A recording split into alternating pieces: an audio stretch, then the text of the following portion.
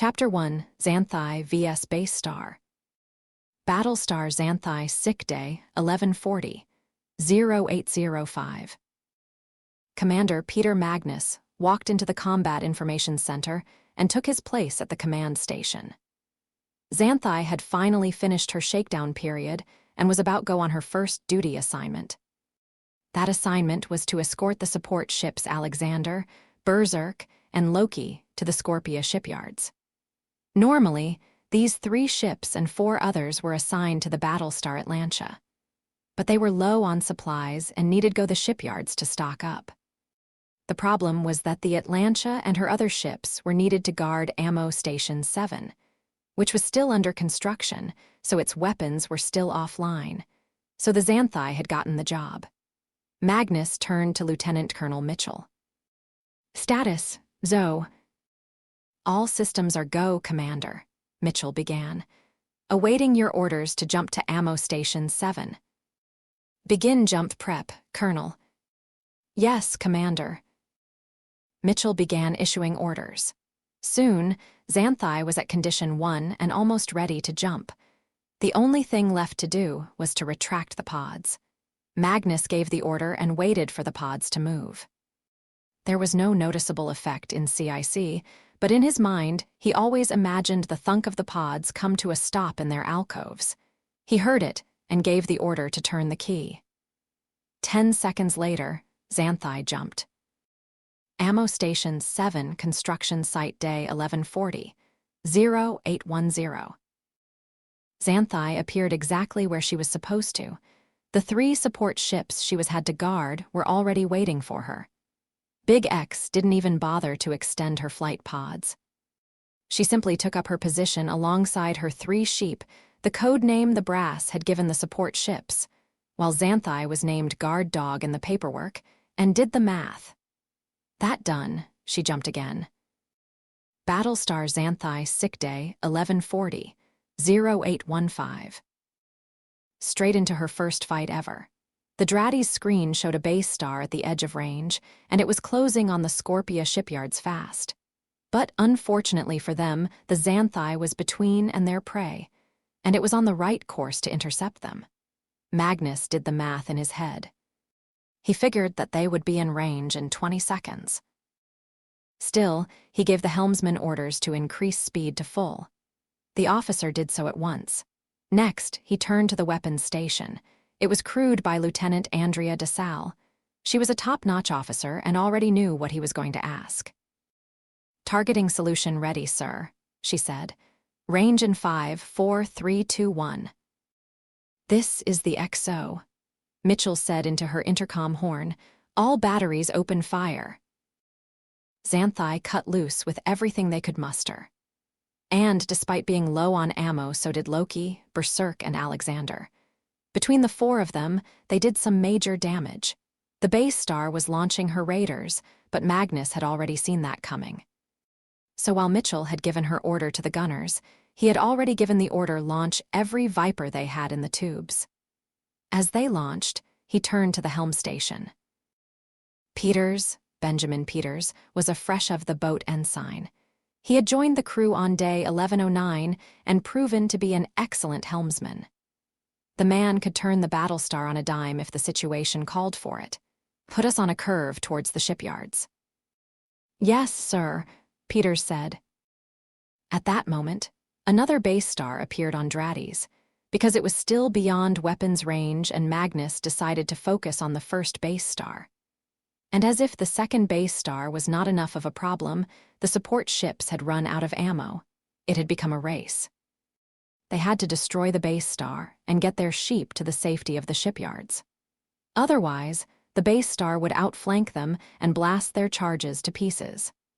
Magnus looked at the Dratty's screen and decided to take a shortcut. "Lieutenant DeSalle, we're nuking that base star," he said. "Prepare Tube 1. "Yes, Commander." DeSalle rushed to get the missile ready. It had been loaded into the tube before they had jumped to Ammo Station 7. It seemed to take forever. But in the end, the missile's status light on DeSalle's console changed to ready. Magnus inserted the launch key and turned it. Then he pressed the fire button. 3 seconds later, the base star was no more. Nice shot, Commander. But they were far from free and clear. The second base star was indeed trying to outflank them. Peters, however, had decided to show some initiative and increased their speed to maximum sublight. Suddenly, 8 missiles hit the base star. The effect was like a brick through a plain glass window. As the base star shattered and exploded, 2 Raptor signatures appeared on the Dratty's screen. "Where in the worlds?" DeSalle said. Magnus pondered that question for a second, then realized where they had come from. A huge grin appeared on his face. The shipyard. They were parked there for maintenance, waiting for their Battlestar to pick them up. Somebody bent the rules at little. He looked at Peters. "Like somebody else I know. Well done, Ensign." "Thank you, sir," Peters said. "Now approaching Scorpia shipyards, sir." "Full stop. Turn the old girl 90 degrees to starboard." He turned to DeSalle. "I want all the guns turned away from the shipyards. Let's give our Vipers all the cover fire we can muster." The Dratty's screen was a jumble of signatures. Both base stars had launched their Raiders, and Xanthi was still launching Vipers. The result was a messy dogfight. DeSalle coordinated the Big X's weapons, and soon she was shooting down Raiders like they were clay pigeons. But they were still losing good men and women. Fortunately, some of the toasters were dumb enough to enter range of the shipyard's defensive weapons. They were quickly blasted to pieces. Magnus turned to Peters. "Fire the port thrusters." The shipyards were on the port side of the Big X. "Get us moving." Xanthi began moving. It was time for them to do some major toaster shopping. Chapter 2, 6 pilots and 2 ECOs. Battlestar Xanthi, starboard hangar day, 1804, 0700. Thomas Fixer Wallace signed the paperwork for Raptor 204 and handed the clipboard back to one of the 2 crewmen who had delivered the craft. The Raptor was now part of Xanthi's air wing. He thanked the 2 crewmen. They nodded and headed for the upper walkway. As they left, Fixer climbed into the craft and got behind the controls. He was no pilot, but he had just enough skills to park the small ship. So he powered up the thrusters and slowly took it up a couple of centimeters. Then he moved the Raptor into its new home. As he parked it, Ensign John Rodriguez approached, followed by crewman Mark Carrizo. Rodriguez was 204 new pilot, while Carrizo would be his ECO. Fixer shut the Raptor down and climbed out. "All yours, John." "Thank you, Fixer." He left the 2 of them to get acquainted with their brand new bird. There were tons of work to do, and he had to get to it. Raptor 204, cockpit day, 1804, 0915. Rodriguez and Carrizo had been called to pilots' ready room for a briefing at 0830 hours. It had been about a standard patrol near Ammo Station 7 and had ended at 0900 hours. They were scheduled to launch at 0930, so they had to hurry with their checklist, but so far they were on schedule. Then Rodriguez activated the co-pilot's controls. Because they had not needed them, the 2 folks who had brought the Raptor over from the Scorpia shipyards had not activated them. It was choice that saved their lives, because the moment Rodriguez flipped the switch, the board short-circuited. The electricity raced through his body, and seconds later, he was dead. Raptor 204, cockpit day, 1805, 0600. Fixer finished running a final diagnostic. Carrizo had found Rodriguez and called for a medic right away, but it had been too late. Rodriguez had been buried yesterday at 2300, while Fixer and his knuckle-draggers had spent the last 5 hours going over every inch of the Raptor. They had found the problem a faulty wire, combined with a misinstalled grounding circuit after an hour of searching.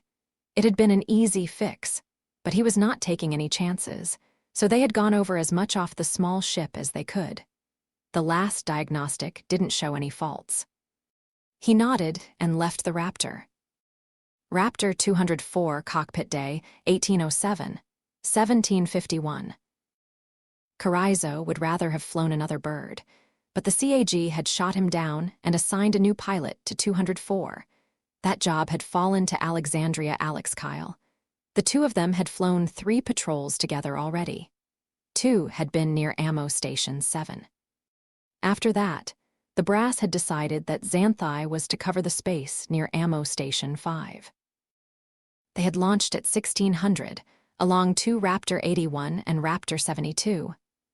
The 3 of them, along with 4 Vipers, were to patrol the area for 2 hours. So far, things were going according to plan. "No toasters in sight," Carrizo said. "How much time left?" 9 minutes. We're in the home stretch now, Mark. True, but... Before Carrizo could finish his sentence, there was an alarm. One of the Vipers, number 1911, had been hit by a microasteroid and was spinning out of control.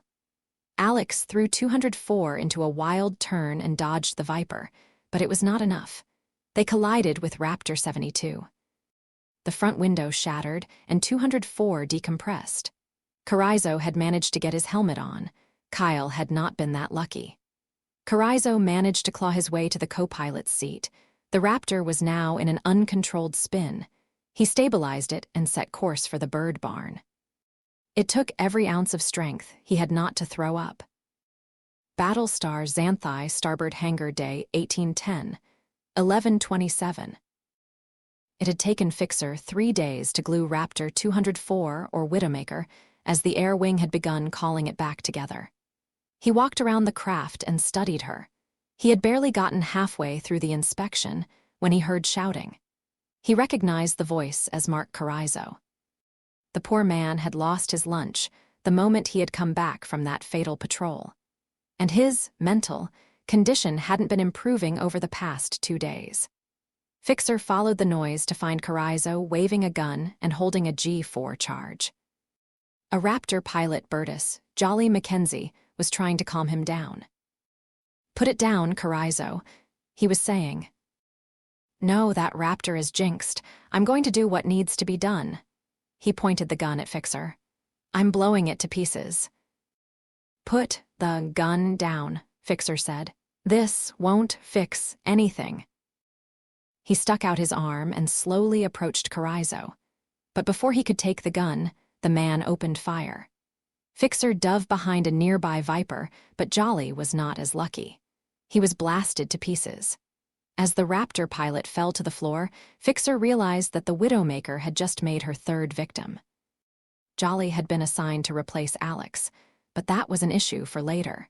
He had to deal with Carrizo first. The ECO was still shooting, and he was making his way to the Widowmaker.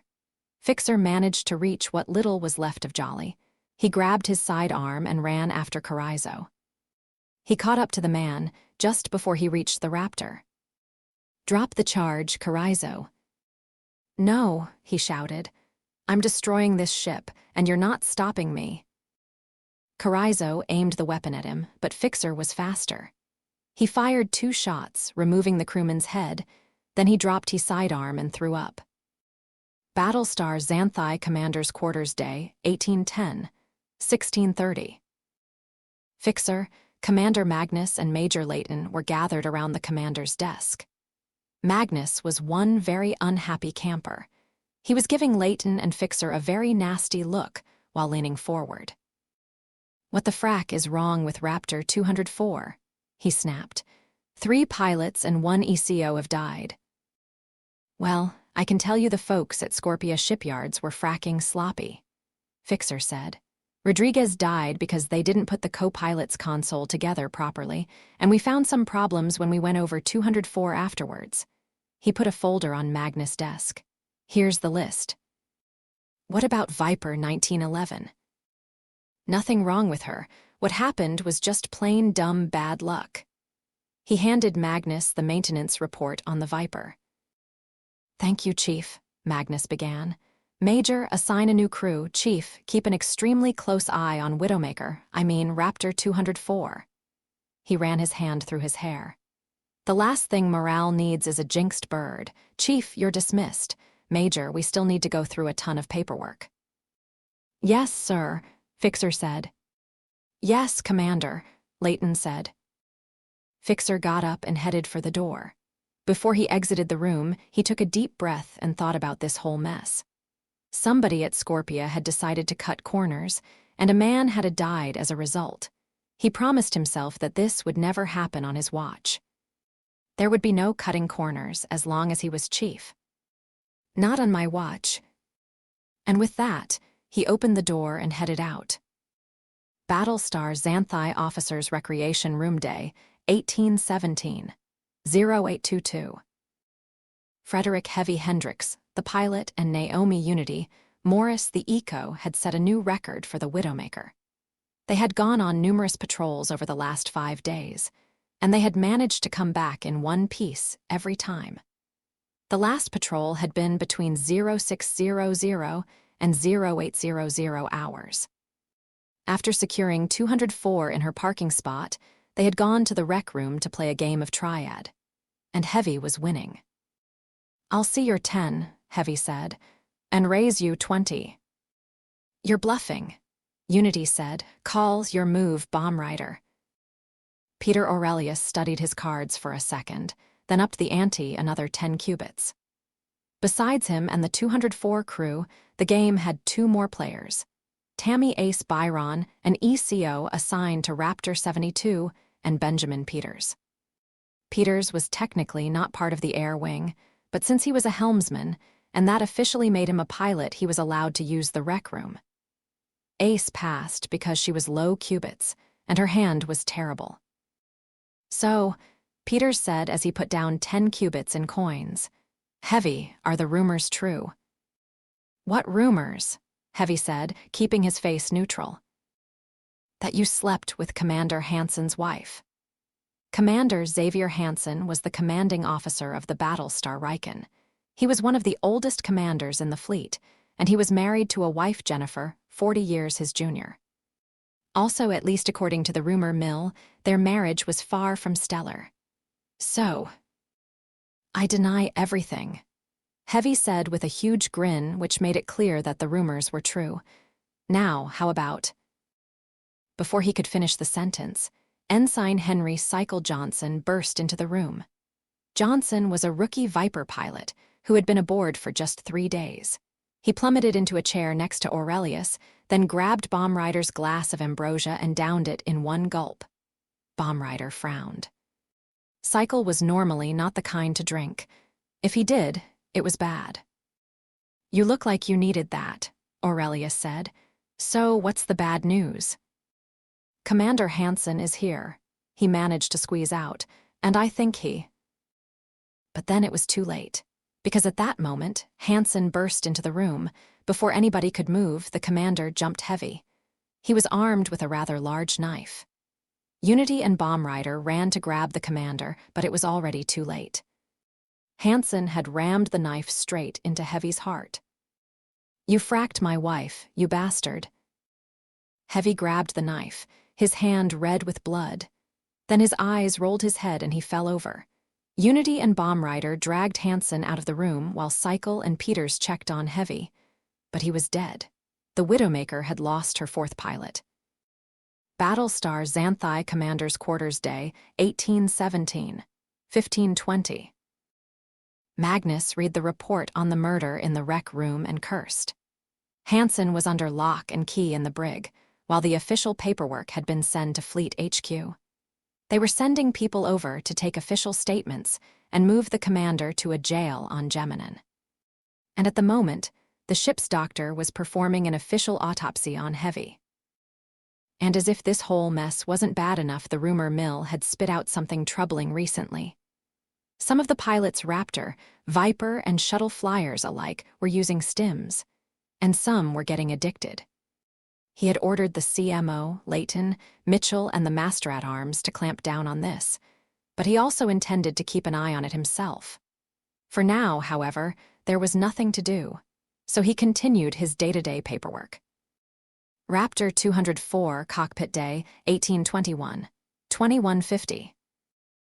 The 5th pilot of 204 was Ensign Claudius Hitterbyers. He had been in the pilot's seat for a hair over 4 days now. 4 blissfully boring days. After an half-hour briefing, they had launched at 2,000 hours for a 4-hour patrol near Ammo Station 8. Besides 204, there were 3 more Raptors and 8 Vipers. In the back of Widowmaker, Unity was checking the Draddy's screen. Nothing but rocks, rocks and more rocks hit her. Good. He swung the Widowmaker around. Time to head back to the bird barn. The briefing had stated that they were to head back at 2150, so he was taking them back on schedule. But keep those scanners peeled. You got it, boss. They all landed without any trouble. After that, they parked the Widowmaker. As he put the Raptor down, Hitter yawned. He reached into his pocket and took out a small jar of stims. He took out a single pill and then put the jar away again. Unity gave him a disapproving look. They had both heard the rumors about the addiction problems some of the pilots were facing. I know, Hitter said. Now let's shut her down. They ran down the checklist. Finally, Widowmaker was dark and silent. Unity let out a sigh of relief. They had survived another patrol in the most jinxed Raptor she had ever heard about. The 2 of them stepped out of the Raptor, but then things went wrong. Hitter doubled over in pain. Before she could ask what was wrong, he threw up. Then his knees failed him, and he went tumbling to the floor. Medic, Unity yelled as Hitter seized on the floor. She grabbed his head so that he didn't hit the Raptor or the floor. Medic. 2 knuckle draggers came running, each carrying a medical kit. But it was already too late. Hitter was dead. Battlestar Xanthi Sickbay Day, 1822, 0330. Dr. Norman Cottle pulled the sheet over what was left of Hitter. He wasn't done with the autopsy yet, but he needed a break, and he had learned enough to write a preliminary report.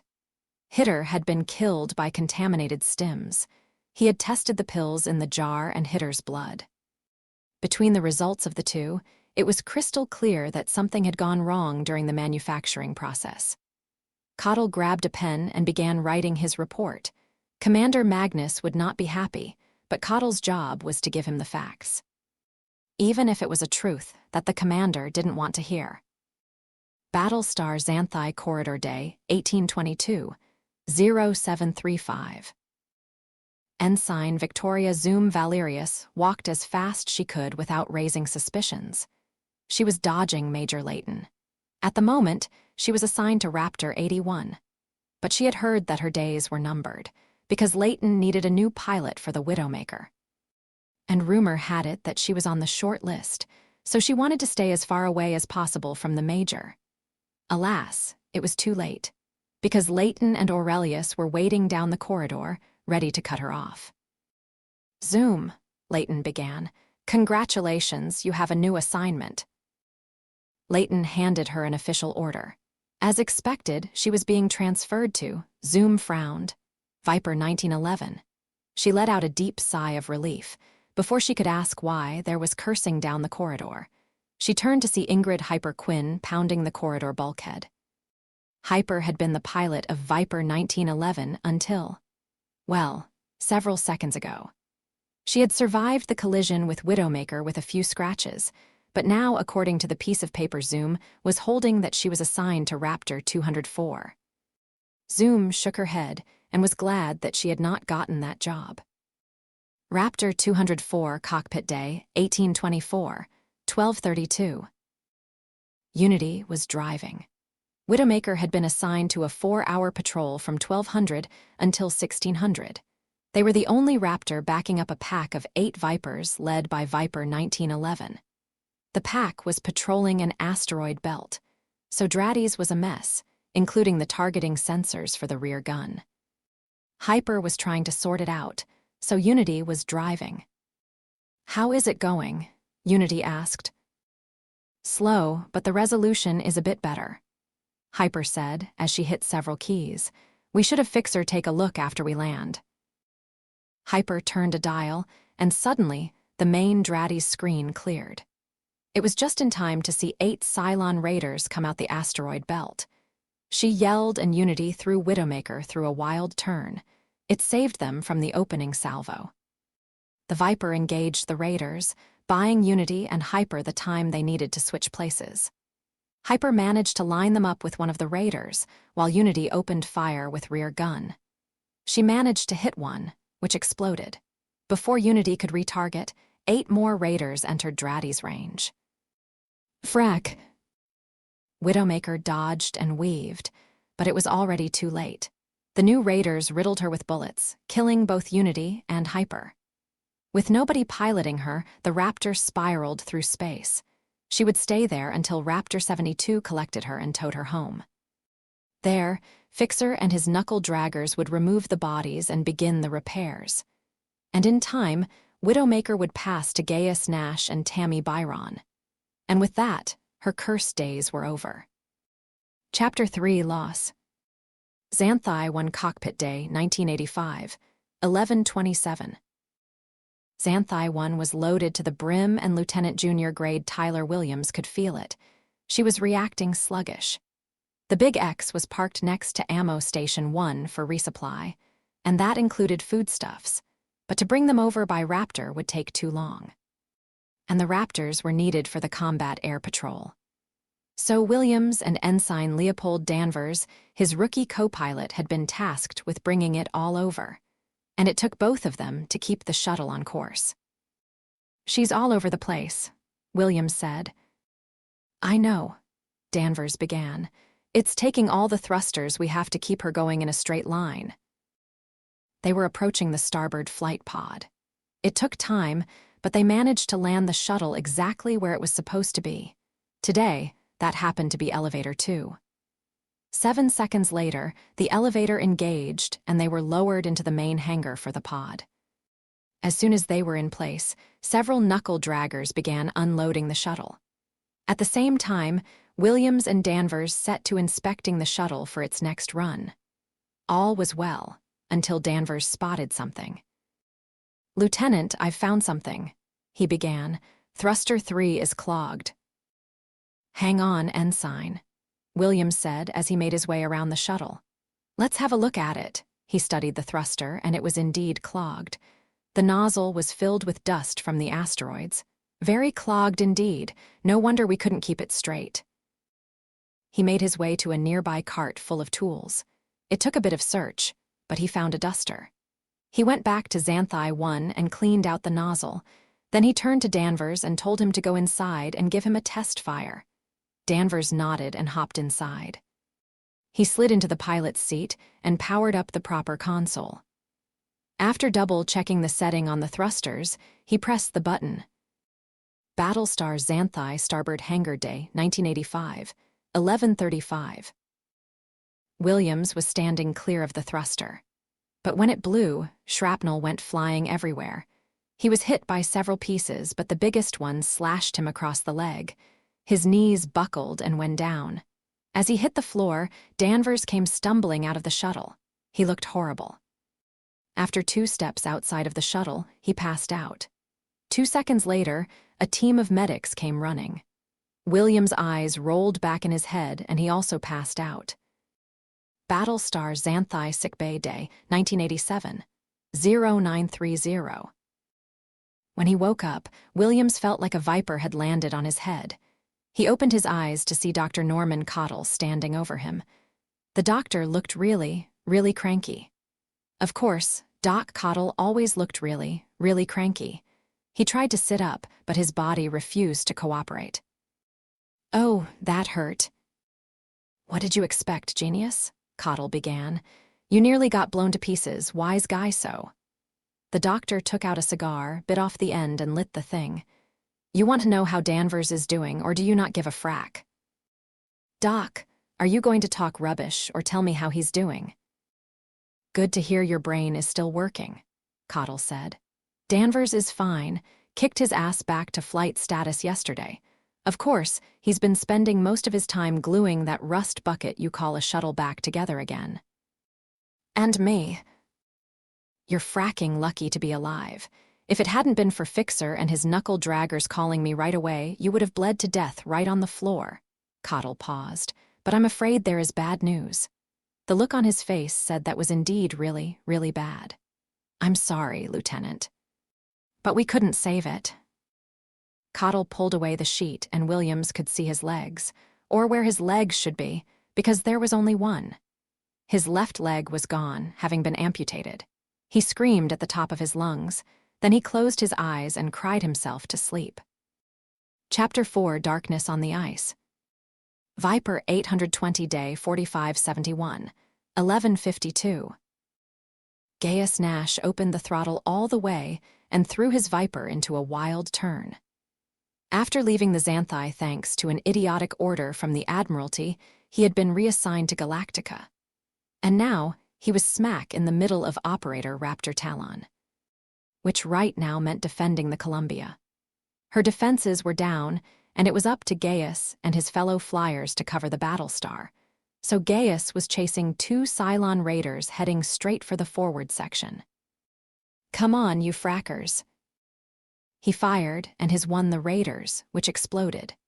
The other raider turned on its axis and opened fire. Nash rolled his Viper and dodged the salvo. His wingman, Ensign Thomas Dancer O'Connell, nailed the raider with a salvo to its fuel tank.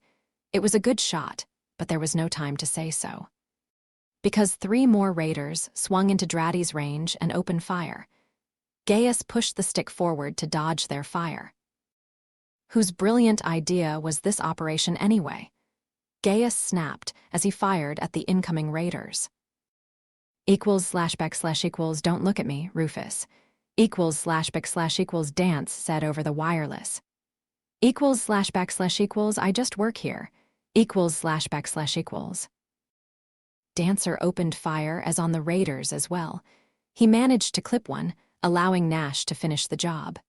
They were about to target the last one when an order came over the wireless. They had to clear Columbia airspace. Nash looked at the Battlestar and realized she was in her death throes. He curved away from the Battlestar with Dancer right behind him. The raider chased them, but was quickly cut to pieces by another Viper. Before Nash could see who it was, Columbia exploded. They could hear screams over the wireless. =/ bloody hell. =/ Dancer said. "I know," Nash began, "but you have to keep it together, Dancer, because this battle is not over." =/ yes, sir. =/ he heard Dancer swallowed away his nerves. He was a good kid. A bit green, but his heart was in the right place. =/ lead the way. =/ Nash spotted a group of 6 raiders heading for Galactica. He put his Viper on an intercept course and opened fire. Dancer followed his lead, and the fight was on. The next couple of minutes were a frenzy of kills, turns, and rolls. By Nash's count, they managed to blast at least 18 raiders to pieces. Then, out of nowhere, the toasters began turning tail. =/ what in the worlds? =/ Dancer said. =/ they're all heading back to the base stars, boss. =/ I have no idea, Dancer, but this either really good or really bad. As if on cue, the wireless came to life. Galactica's CO made an announcement that Gaius could barely believe. The Cylons and the colonies had signed an armistice. The war was over. He needed a couple of deep breaths to collect himself. Then he turned his Viper around and headed home. Battlestar Galactica, Starboard Hangar Day 4571, 12:10. The starboard hangar was chaos. Besides collecting her own birds, Galactica was also taking on surviving Vipers and Raptors from Columbia. The knuckle-draggers were trying to get the ships sorted as fast as possible, while the medics were treating wounded and officers were trying to gather information.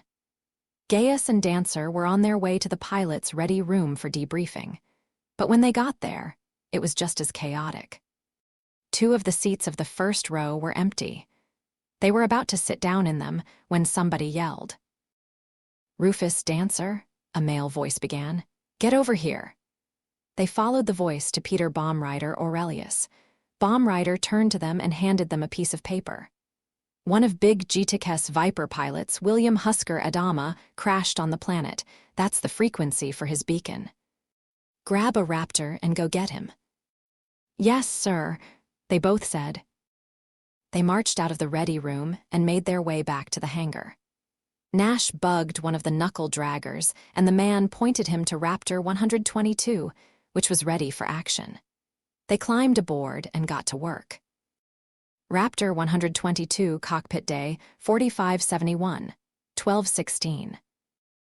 The Raptor hit the ground about 5 meters from a building that shouldn't be there.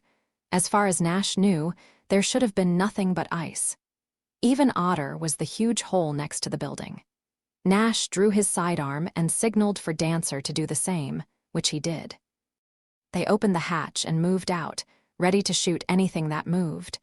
But the only person there was a man in a fleet flight suit. He was holding a Cylon machine gun. "William Adama, I presume?" he said, while Adama lowered his weapon. "I'm Gaius Nash, and this is Thomas O'Connell. We came to get off this snowball." "Frack that. The toasters were experiment on people down here. There are survivors inside." Adama nodded at the building. "We need to get them out." "Major, our orders," Dancer began. "Put a sock in it, Dancer." He gestured towards the building. "This shouldn't be here. Let's go, Husker." The three of them moved into the building. Adama took the lead, followed by Nash and with Dancer covering the rear. The place was in pretty bad shape, but they managed to make it into some kind of lab. There were limbs, organs, pieces of skin, and corpses. And that was just what he could see at first glance. Nash had seen some sick stuff over the years, but this place made even his stomach turn. "What the frack?" "They're behind this door." He followed Adama to a door. It was blocked by debris and only partially open. Nash put his weapon away and began clearing the door. Adama and Dancer quickly joined him, but then he smelled something. There was a gas leak on the other side of the door. He managed to put his ear against the door, but there was nothing but a hiss. He figured the toasters had probably used gas stoves to keep the place from freezing up, and whatever had damaged the building had probably snapped the supply pipe. They managed to clear all the debris. After that, a good deal of burst force was applied to the door. They managed to get it open far enough to squeeze through, but it already too late. The gas had killed them all. They made their way back outside, coughing all the way. As soon as they were outside, they managed to clear their lungs. "Frack, frack, frack," Adama yelled. "This was not your fault, Husker. I should have gotten them out." He tossed the Cylon weapon. "Frack. Time to go." The three of them climbed aboard the Raptor. A minute later, the ship lifted into the sky. They had barely cleared the lab when there was an explosion inside the lab. Nash figured that something had ignited the gas. As the Raptor climbed, he could see secondary and smaller explosions below. Within seconds, there was nothing left of the place. There was nothing more they could do except report what they had seen. He turned the Raptor towards the Galactica and opened the throttle all the way. It was time to get off this rock. The end.